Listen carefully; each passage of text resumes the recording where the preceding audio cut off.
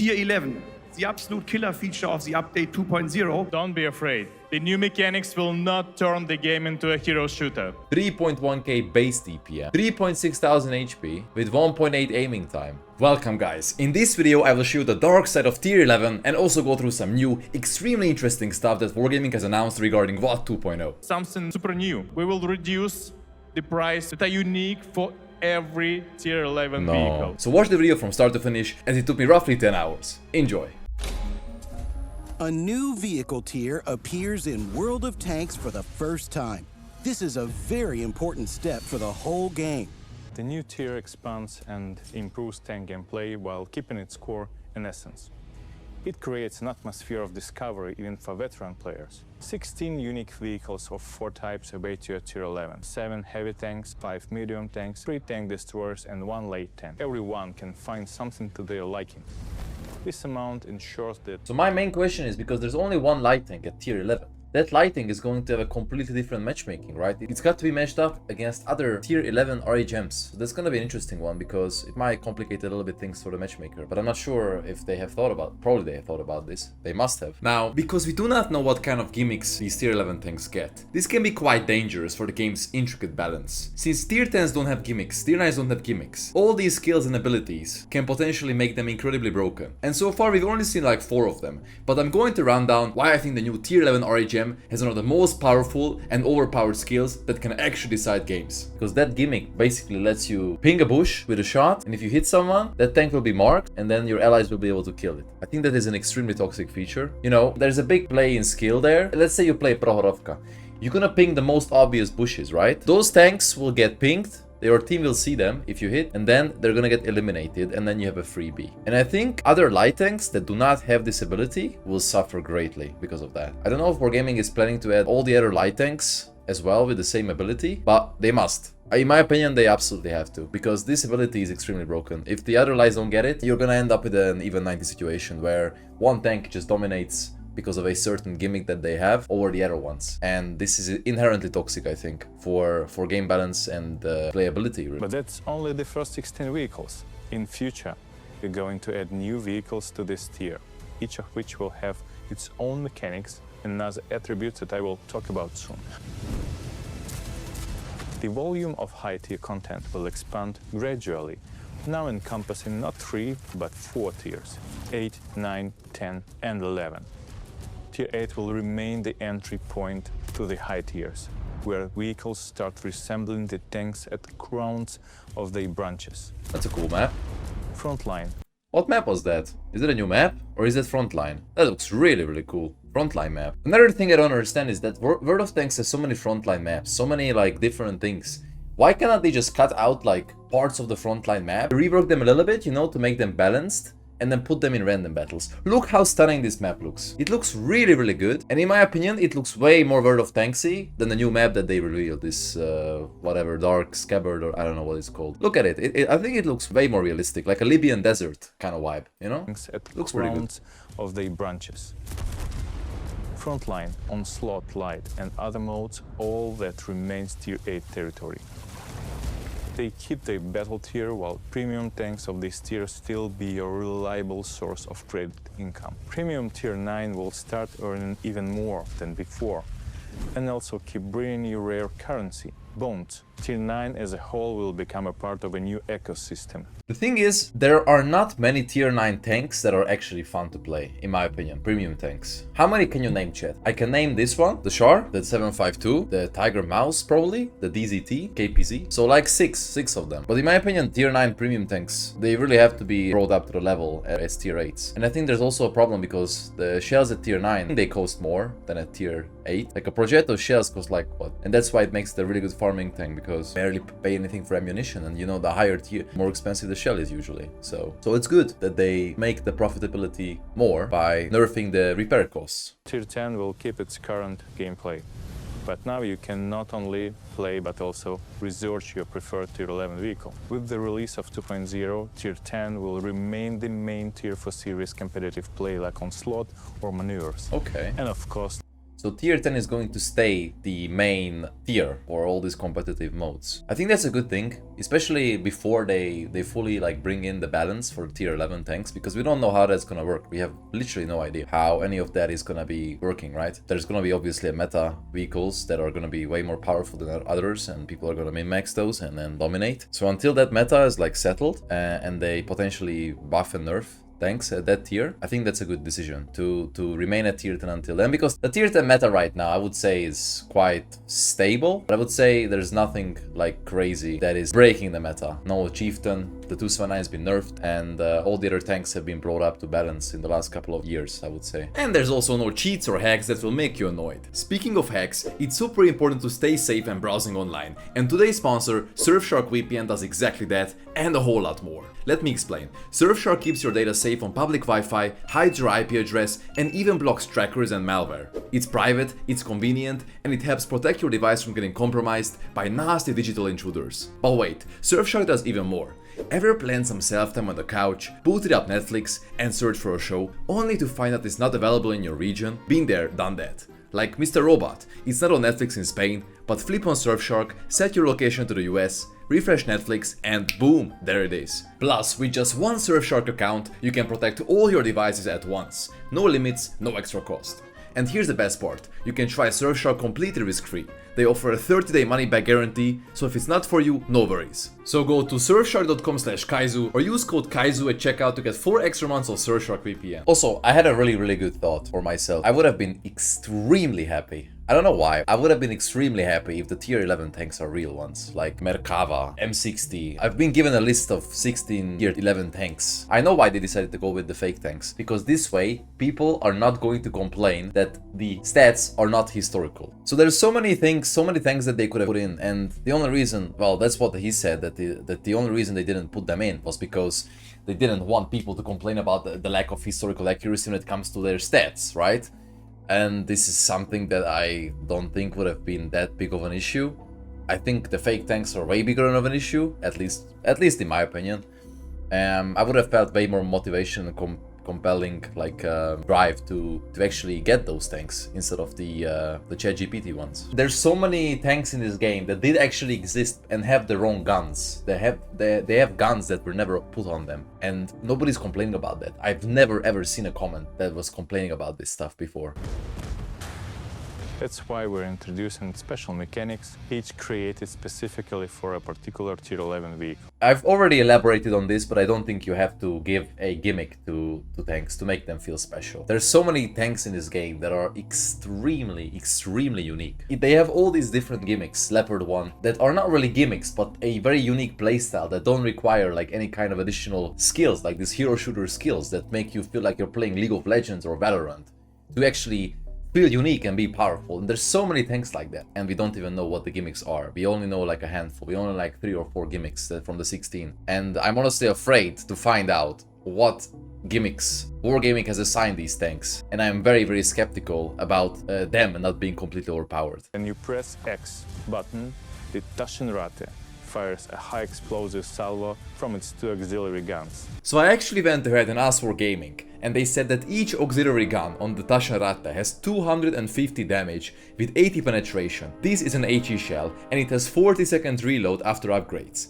The accuracy and aiming speed are the same as the main gun. So imagine the Tashenratte YOLOing an FETD. I cannot exactly display this, but just imagine. The Tashenratte loads HE. Bam! Do like 630 damage. Bam bam, the auxiliary guns, they do 500. Now we have dealt 1130 damage in 1 second. The Tashenratte reloads another HE shell, and then boom, the FETD is literally dead. This significantly increases the firepower in addition to its ammo. The ASXX-40T, a successor of the Batchat, has received an external ammo rack. Okay, this one, the mouse one is cool, okay, the Tashenratte one is cool. I like it, you know, it makes sense to me. This is a little bit ridiculous. This is very confusing.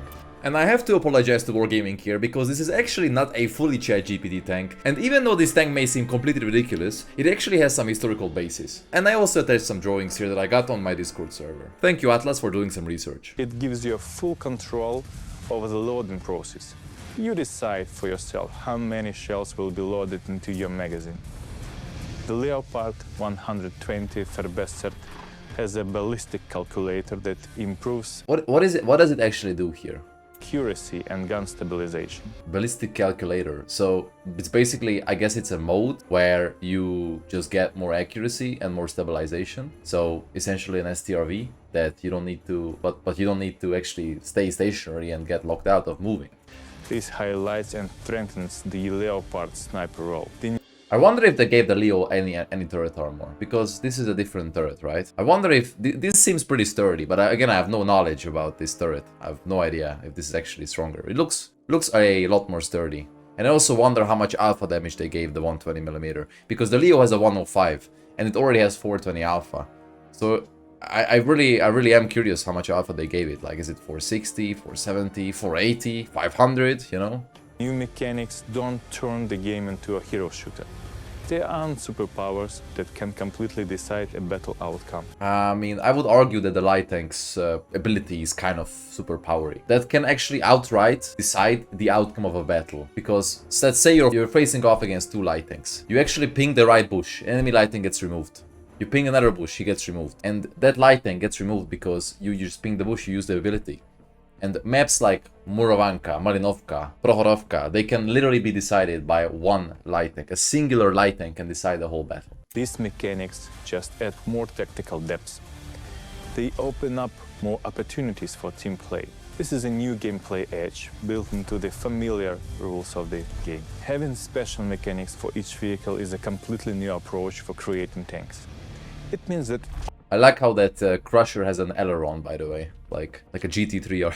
all vehicles in the tier can fight in their own. Of course you have to hit the shots, Itzy, but imagine you're playing Prohorovka. There's only a handful of bushes that are extremely obvious that you can ping, and you have 50 minutes to ping them. You ping the central bush, you ping the upper bush, you ping the bush in between. You can literally blind shot the entirety of the bush line on Prohorovka in a singular line, and that can actually light up any number of tanks. There are only a handful of bushes in this game on most maps that are extremely effective. Once you understand which ones to blind, you're gonna do it from a safe position. You blind, people get marked, bam bam, they're dead, light tanks are dead, you push in, you spot everything with CVS. That is game deciding. And once again, we do not know what other gimmicks the other ones get. Of course, the Tashenratte is not gonna decide the game because it has two coaxial guns shooting HE. But a ability like the light tank has, that one is very, very powerful. 25 seconds. And I imagine that this one gets decreased if you unlock the field mods for it.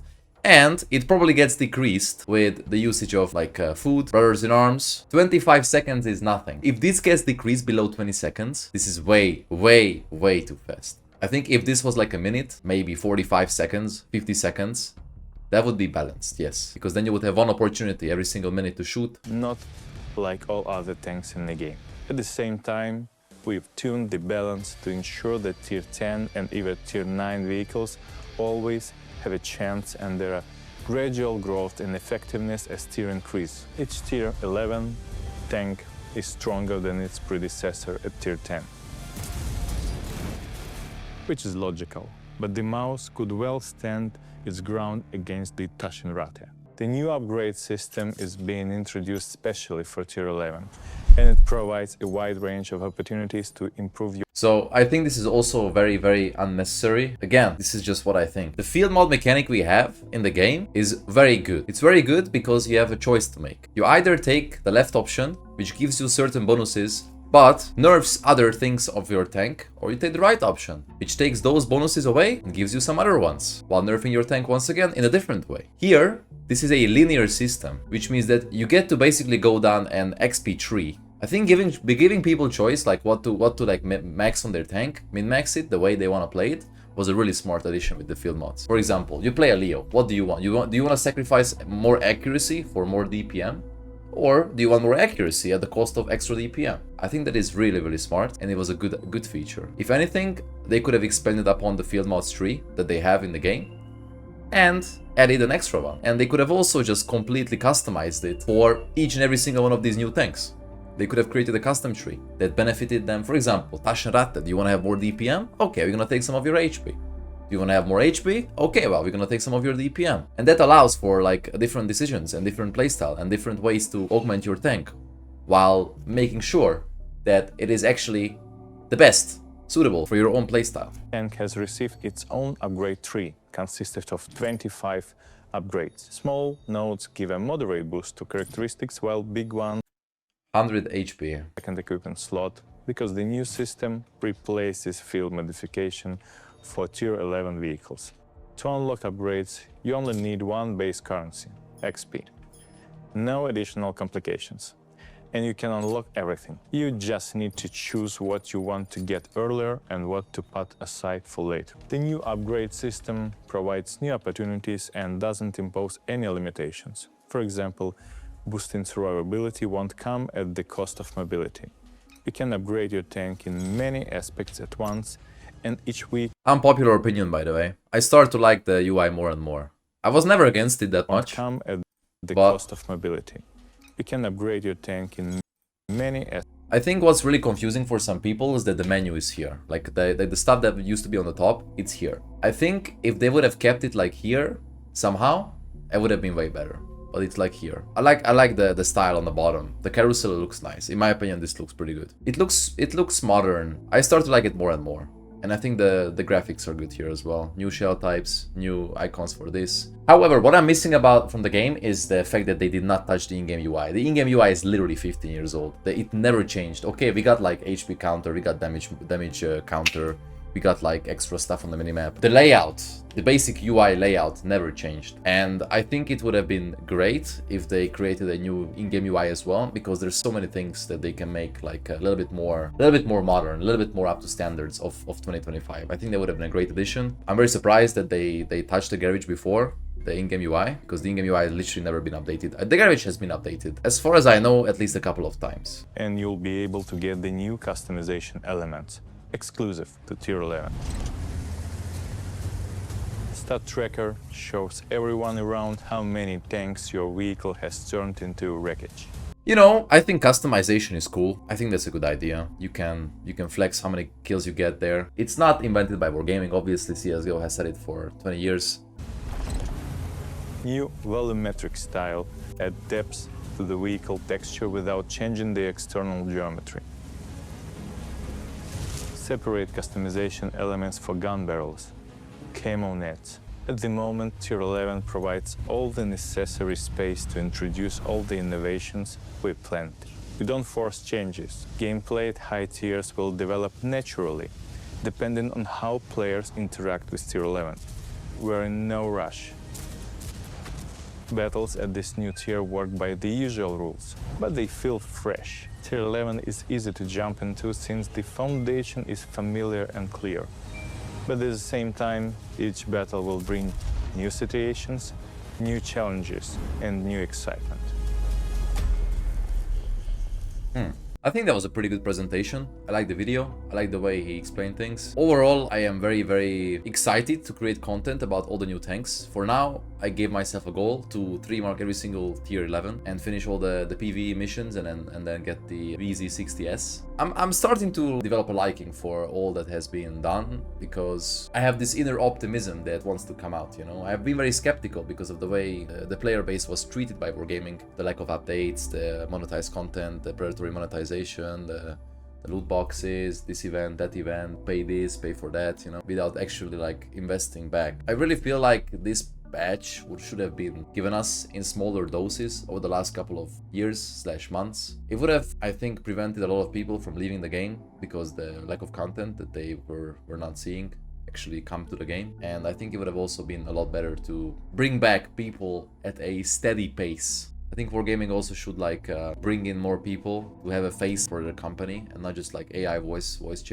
lines underneath the video. I think it would be very, very important to have a face for the development that they're doing behind closed doors. And they don't have to disclose everything, just disclose the direction that the game is headed. Communication is key in all aspects of life. It's no different for a game as well. And now let's listen to some of the reasoning behind changes as World of Tanks' creative director Sergey takes the stage and answers some of our questions. This segment was quite long initially, so I edited the most important parts together. Enjoy! Creative Director for World of Tanks, Sergey here today to present us the details of the update 2.0. Guten Tag.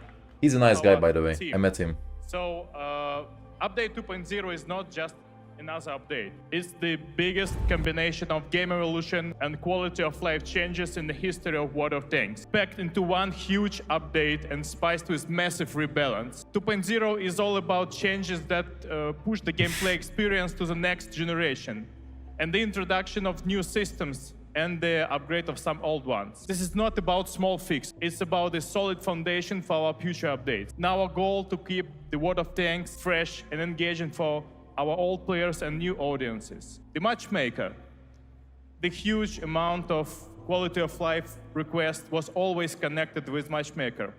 Most of the requests we were unable to do because of the technology limitations. So we created a new technical core for our matchmaker and unlocked our possibilities to create something new. The new matchmaker will result in more ±1 battles for Tier 6 and Tier 7. The result, the battle will feel fair. The teams will feel balanced and the matches will mostly focus on skill, not luck. Players always asking us to add another map. So, meet the North Scar, our newest battlefield for random battles and the PvE. Has key gameplay elements for all classes. Actually, 3 core principles for addition Tier 11 to the game.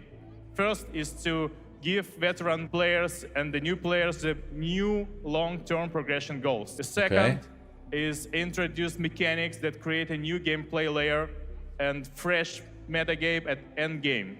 And the third, importantly, we will stay true to the heart of the game. No gimmicks.